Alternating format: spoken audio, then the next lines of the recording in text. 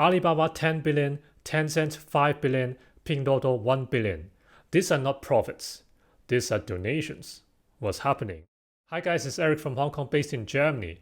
I've been investing since I was 17 years old for almost 20 years. I want to give you guys alternative perspective about investments related to Asia. You might have heard that Chinese technology companies donated billions of dollars in the past few weeks. There are interesting twists of events on how fund managers reacted to the crackdown by the Chinese government. One notable example is ARK Invest. In fact, they made a number of U-turns which could be an inspiration for us, which I'm going to cover later in the video. So how about the latest crackdown? As I've expected, it's nowhere near the end.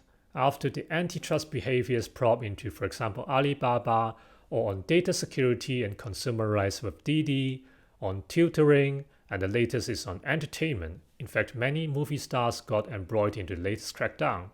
And of course, gaming. In fact, the share prices of Tencent and NetEase fell further in the past few days because there were new interviews from the regulators, and also the state media asked them to give up profit maximization. Hold on, what on earth is happening in China? Why is Alibaba, Tencent, Pinduoduo and the likes are donated billions of dollars into charity for common prosperity? What on earth is common prosperity? Common prosperity is a phrase coined by the Chinese president during a speech on the 17th of August. In fact, he mentioned that 15 times during the speech.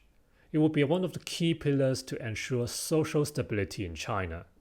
In effect, is to ensure that everyone has a fair share of the economic miracle instead of the very privileged few.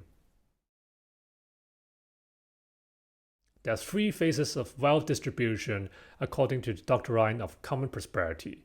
Phase 1 is working hard or create businesses, for example like Jack Ma, and then you will create wealth. And second part is through taxation, and government would provide public goods, for example railway or bridges and roads. Phase 3 is the interesting part, voluntary donation, by the big companies or by billionaires. And of course, this is the reason behind why Alibaba pledged 100 billion of donation in RMB and also Tencent 50 billion. I've studied economics before. No one has ever successfully redistributed wealth. I would consider this more like a politically driven ideology rather than a pure economic policy. So let's see how it goes.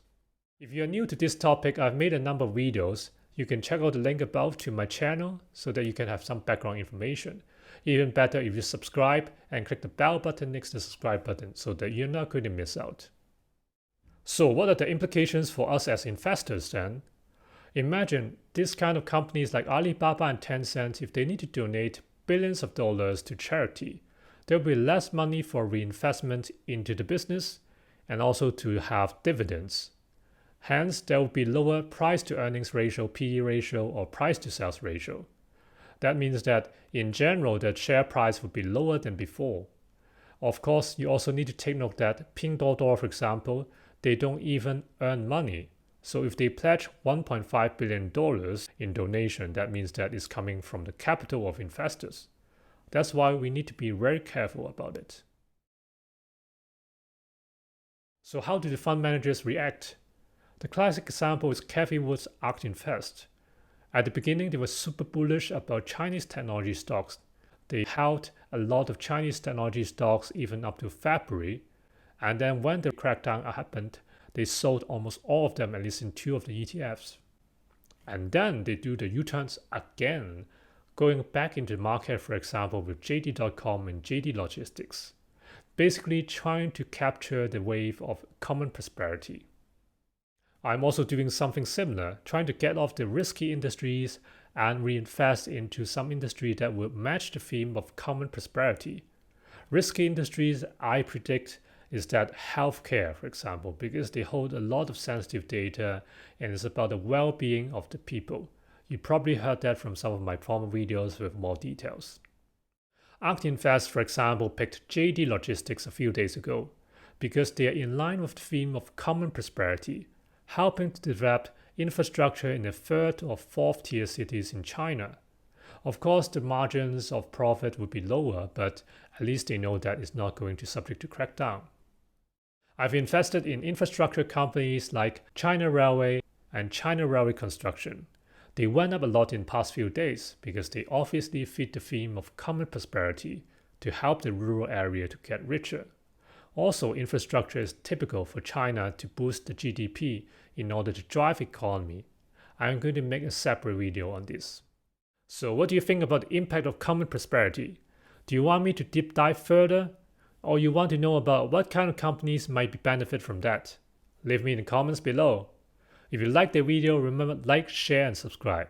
Even better, clicking a bell button next to the subscribe button so that you're not going to miss out.